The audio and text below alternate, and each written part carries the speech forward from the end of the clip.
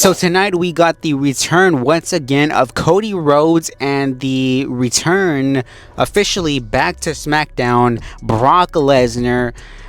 So here for the most part, when they announced Brock Lesnar to be here on this show, I kind of figured that we were going to get some sort of reasoning for why he's been targeting John Cena, because ever since he came back at SummerSlam, he has essentially targeted John Cena, but he hasn't given us a reason why. And really, that's the only sort of thing that I am actually interested as far as this actual storytelling is concerned, because we obviously know that they want to create John Cena against Brock Lesnar for the last time, retirement time, John Cena's final run, final last time. So we obviously know that this is a marquee match for them. It's the first ESPN pay-per-view PLE on that service. It's one of the sort of premium live events that's going head-to-head once again against AEW. So we obviously know why they want it, but my main sort of reasoning and expectations for this match is like, why are we getting it? Because at the end of the day, you could book the greatest match of all time, but if there's no story behind it, it doesn't really mean anything in the long-term scheme of things. But tonight we had Brock Lesnar return, kick off the show, Friday Night Smackdown. Before he could even mutter a word, we had R-Truth come out here and essentially play comic relief for about 5 or 10 minutes or so, saying that he was John Cena's younger brother, that John Cena was his older brother, that he hasn't appreciated the fact of how Lesnar has treated Cena for the last 25 years, etc., etc. Eventually, Brock Lesnar ends off the segment knowing how he would eventually end off the segment, delivering an F5 to R-Truth. They had a pretty, fun back and forth here and there. And also during the segment, as Brock delivered the F5, he ripped his pants. I feel like this isn't the first time that we've seen Brock Lesnar rip his pants. I feel like there was once or twice an instance back in the day where he actually ripped his pants. I just can't really remember or put my finger on when he did it. But as soon as Brock came out here and as soon as he had the microphone, he had some audible boos. Now I don't know whether or not that's, boos whether regarding his actual personal life and the actual personal controversies that surround him, or whether that's actually just kayfabe wise and it's because he's a heel and they don't like him going up against Cena, or whatever the case is. But if I give you my unfiltered, raw, emotional thoughts as far as this match goes, number one, I feel like you have to add some sort of stipulation to this match, right? It has to be like falls count anywhere, no DQ, street fight, whatever it is, right? Because both guys are obviously, I think, within their 40s, maybe mid to late 40s, or whatever the case is. So if you kind of want to mask their shortcomings as far as their in-ring abilities at this point, you would have some sort of stipulation added by this point. At least that's what I sort of figure that they should have done. As far as the actual rightful winner, it has to be Cena. I, in no good conscience, could recommend Brock Lesnar winning here, because frankly, he has no reason to. He's fucking Brock Lesnar, dude. He doesn't need a win against John Cena in his retirement year, especially if you want to have Cena go into December and face somebody like a McIntyre or a Gunther and eventually put them over on his way out. You want to have him quote unquote look strong against somebody like a Brock Lesnar. But also we had Sami Zayn against Rey Fenix. Sami Zayn continuing the tradition from last week against John Cena, continuing the open challenge. And this was a fucking fantastic match between Sami and Rey Fenix. They need to do more of this sort of open challenge with Sami, because Sami for the last couple of months really hasn't done much of anything. I feel like he's been kind of lost in the mix before his whole US title run. And I feel like at the very least, this is something good for him, something solid that he can continue to, be better at.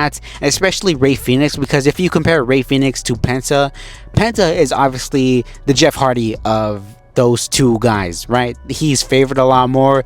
He's a lot more well liked. We also had Tiffany Stratton against Jade Cargill for the women's championship. I knew going into this fucking match that this match was not going to end with a true rightful decisive winner, and the finish, I'm not gonna lie, was pretty fucking lame. They had, I think, Jade spear Tiffany into the barricade, and that was it. It was labeled no contest or whatever it was. The referee rang the bell, and that was it. And I have to admit, that was a fucking weak finish. I hate these weak finishes like this, man, because you know damn well why they do it. And it's just bullshit, really, when you come down to it. Like, I don't physically believe that they can't continue on. But eventually, we had Nia Jax come out here and lay waste to both of them. And I just think to myself, what is this women's division on SmackDown? If you compare it to Raw, we have Stephanie Becker, we have Rhea Ripley, Liv Morgan, Io Sky. You know, the list goes on with women there on Raw, that it's just night and day when you compare the two brands. And before we get to the main event, which was McIntyre against Randy Orton, I want to specifically highlight this because I made a video on this regarding this topic last few days ago, and that was WrestleMania in Saudi Arabia. And they sort of aired a graphic here for this event. And one thing I want to mention is the fact of how this company, it just seems like, number one, this company truly doesn't even want to go through with it. If you've seen the press conference, it's almost like everybody is so fucking depressed about this whole fact that they have to go physically next year to Saudi Arabia for WrestleMania. That's one thing. And also, it just goes to show how fucking lifeless this company has become since TKO officially took over, because TKO has really sucked the fucking fun out of this whole entire wrestling shtick that they've bought into, right? Because now you're going over to Saudi Arabia for millions and millions of dollars to sell your soul essentially to the Saudis just to give them a bullshit WrestleMania. That's just my personal opinion. It may be somewhat okay. We may actually see The Rock work compared to what he was working before. But like I said, we had the main event, which was McIntyre against Randy Orton. This caught me off guard last week because I figured they would make this match for WrestlePalooza, given the fact that we weren't possibly going to see Cody until maybe then or maybe after then. But then they announced this match, and as soon as they announced this match, you kind of had to figure what was going to go down here with the eventual Cody return. But McIntyre got the win and Claymore kick, and after that he went on the attack once again against Randy Orton. He's going to Claymore him into the announcer's table the same way he did Cody a few weeks ago.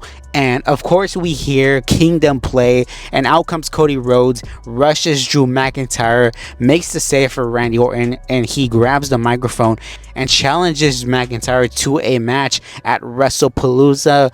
And obviously word got around that this was going to be the official play. Now, you could either do this a few couple of ways. You could either have this with Cody retaining and potentially them starting sort of a feud like Kevin and Cody did last year, where that essentially, you know, built up and crescendoed up to the Rumble match. Or if you have the balls to do this, considering it's the first ESPN PLE, potentially have McIntyre win, and then maybe in a month or two have Cody regain the championship back. Just some kind of food for thought there. I don't know if they, you know, have the guts to give McIntyre the championship at ESPN WrestlePalooza, but that remains to be seen. But let me know what you guys think down below of potential WrestlePalooza outcomes and what you thought of tonight's episode of SmackDown. And until next time, I will see all of you on the next one.